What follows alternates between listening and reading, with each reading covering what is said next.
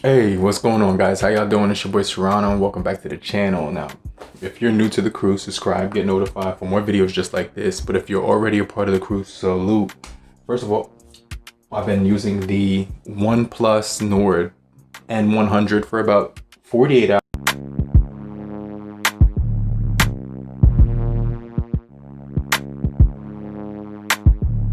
hours. I feel like that's the perfect time for you to actually fill out a phone, figure out some of its pros, some of its cons, things that make it stand out from other phones. So I'm gonna be talking about 5 things about the Nord N100 from OnePlus. Now, this is a device that was recently released.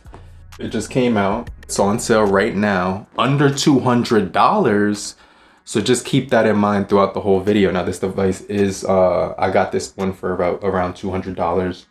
First of all, we're gonna talk about 5 things that I wanna touch on this OnePlus device. It's really a nice piece of art here, and I definitely think that OnePlus did a good job. Now, the 5 things I want to talk about is build quality, cameras, battery life, display, and performance. Now, one thing that I would want to start out off talking about is the build quality of this device. Okay, so frosted midnight black color feels really, it's like a soft matte texture to your hands. It feels really nice, feels really smooth when you touch it. I actually don't, I want to buy a case, but I actually don't. It's like it's kind of a in-between thing just because of the texture of this thing. I don't want to let that go. Sort of like how the Samsung Galaxy FE felt in my hands. Now, it is plastic. You know, no wireless charging, no NFC on board, things of that nature. But this device does have a really good feel to the touch. I can't lie.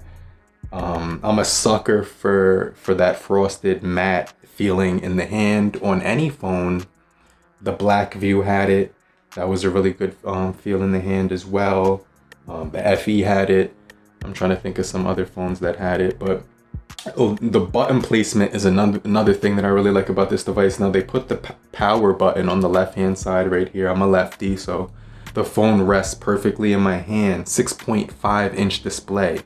Now, I haven't turned the phone on yet because we're gonna get into the display in a second, but it's just a really nice placement right here. I could just tap that power button right there.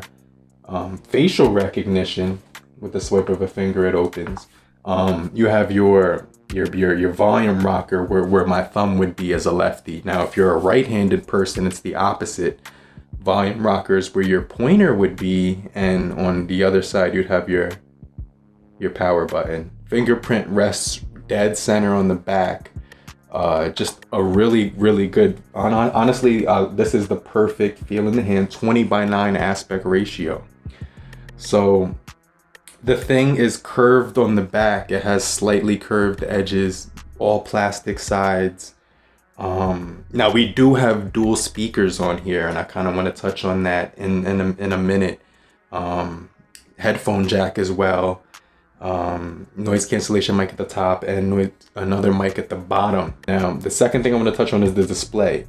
This device comes with a 90 Hertz display, 720 by 1440. Let me just say, it's probably one of the best screens that I've ever laid eyes on. And not because of the colors or the saturation or the clarity, but the smoothness of the display when you're scrolling with the 90 Hertz. 247 pixels per inch, so nothing special about the resolution of this thing. It's pretty average when it comes to that aspect of it. I just had a fingerprint headache, but the facial recognition actually recovered that. So this device is really smooth. Audio quality on this device is a standout feature. Speakers at the top and speakers down below. And so what that means is when you're listening to music, for example, outdoors or something like that, or let's just say you're watching a video on YouTube in your house, or a video game, if you cover up the bottom half of the speaker, for instance, like right here, it's still gonna come out from the top side, so you can still hear that from the top grill. So I just really think that's sick. For a phone that's under $200, there's phones that are like $1,100 and up that don't have dual speakers. So OnePlus actually one up a lot of companies that lack that feature. Now the audio quality on this device is tailored, you can tailor it. It has an equalizer. It also does have aptX support along with a variety of other audio codecs. This thing is gonna rock a 13 megapixel, 2 megapixel for portrait and 2 megapixel for macro. The cameras are actually decent on here, so I kind of want to jump into that right now because I don't want this video to last too long. Now, video quality is pretty good. I was reading online that the stabilization was a downside to this phone. The pictures on here are actually pretty good as well. And another thing about this device is it does have a 5,000 milliamp hour battery, Oxygen 10, Android 10. It's got these gestures. It's got some features in here, navigation, where you can adjust the navigation bar. You could hide the thing on the bottom, so you could just swipe over here to get to your most recents and things of that nature. It's really cool.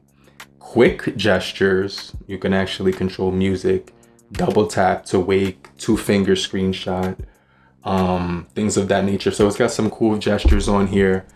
Features on here, stock Android. Now, as far as having an FM radio, it doesn't have that feature. A lot of people would want an FM radio, or some things of that sort, but there isn't an FM. You can always download that from the Play Store. I mean, am I overlooking that? Yeah, but you do get a cool weather app on here, the OnePlus Switch, which is cool.